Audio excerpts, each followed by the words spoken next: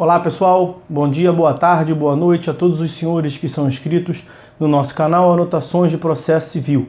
Se você ainda não é, eu sou o professor Arthur Vieira e depois que eu concluí o meu doutorado em Direito Processual, eu resolvi me dedicar a esses veículos de comunicação para que eu pudesse transmitir aos senhores conhecimento jurídico de qualidade e de forma gratuita. Aqui eu vou pontuar o meu e-mail de contato para que eventuais interessados possam estabelecer um contato mais direto. Inclusive, nós podemos eventualmente considerar a hipótese de publicar um artigo científico em conjunto, tá certo?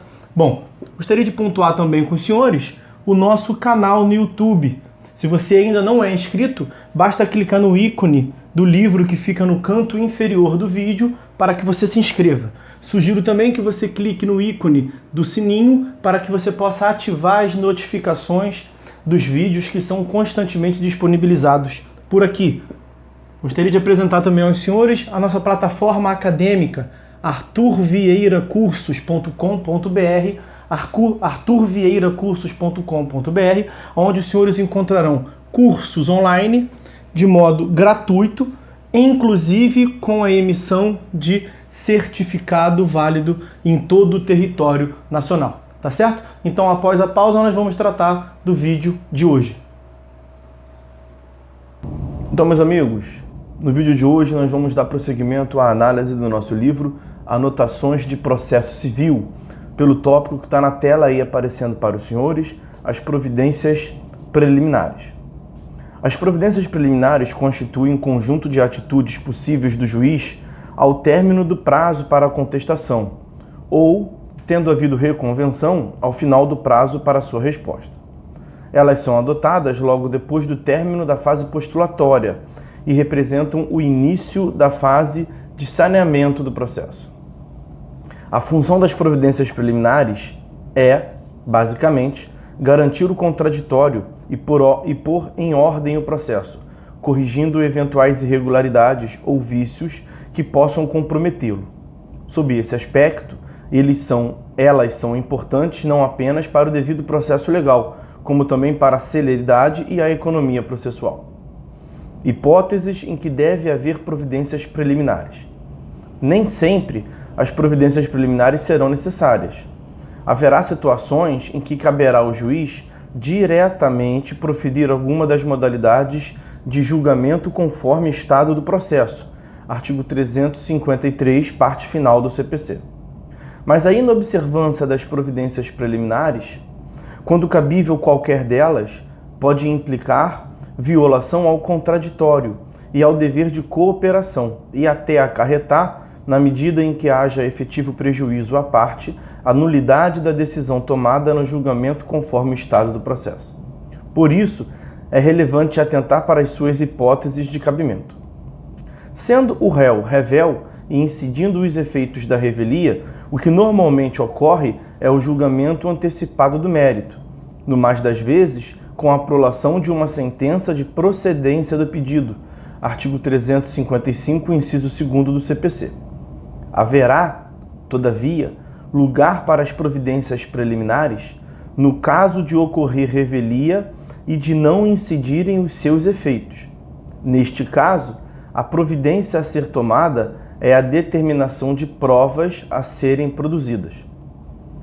Tendo o réu, em sua contestação, levantado quaisquer das defesas preliminares alistadas no artigo 337 do CPC, ou formulado alguma defesa indireta de mérito, isto é, alegando fato modificativo, extintivo ou impeditivo do direito do autor, também deve ter lugar providência preliminar, consistente na determinação da oitiva do autor. Essas providências não serão cabíveis caso a contestação não apresente defesas preliminares nem defesas de mérito indiretas. Uma terceira hipótese em que expressamente se prevê providência preliminar tem-se quando se constata a existência de vícios sanáveis, seja porque o réu apontou o defeito, seja porque, em casos de nulidade absoluta, o juiz conheceu-o até de ofício. Nesse caso, a providência preliminar consiste, justamente, na determinação de que o vício seja corrigido. Por vezes, a correção do vício implicará a realização ou repetição de atos da fase postulatória, hipótese em que, encerrada novamente tal fase, novas providências preliminares poderão ter vez. Por exemplo, o juiz constata que deveria ter sido designado curador especial para o réu. Tal curador, uma vez designado, formula contestação pelo réu e alega defesas preliminares, surgindo então a necessidade de se dar ao autor a oportunidade de réplica. De resto, o rol de providências preliminares do CPC não é exaustivo. Além daquelas expressamente previstas no artigo 348 e seguinte, nesse momento processual, pode o juiz, por exemplo, em primeiro lugar, determinar que as partes manifestem-se sobre a possível falta de um pressuposto de admissibilidade, pressuposto processual ou condição da ação, de que ele cogitou de ofício. Artigo 5º, inciso 55, e artigos da Constituição Federal, artigo 5º, inciso 55 da Constituição Federal, e artigos 6º, 9º e 10 do CPC, que trata do contraditório e sua vedação à decisão do juiz sem que a parte tenha oportunidade de se manifestar. Em segundo lugar, dar às partes, especialmente ao autor, a oportunidade para se manifestar sobre uma possível objeção material, isto é, um fato extintivo, modificativo ou impeditivo do direito do autor que pode ser conhecido de ofício, independentemente da alegação do réu, por exemplo, como o pagamento, a prescrição ou decadência, em atenção ao contraditório e ao dever de cooperação. Mais uma vez, o inciso 55 do artigo 5º da Constituição e artigos 6º, 9º e 10 do CPC. Terceira hipótese, provocar a participação de um terceiro como amicus curiae, previsão do artigo 138 do CPC. Quarta possibilidade, intimar o Ministério Público para que esse possa participar como fiscal da lei, nos casos legalmente previstos, artigo 178 do CPC. Quinta possibilidade, dar vista ao autor de documentos novos juntados pelo réu ao contestar, como se vê do artigo 437 do CPC.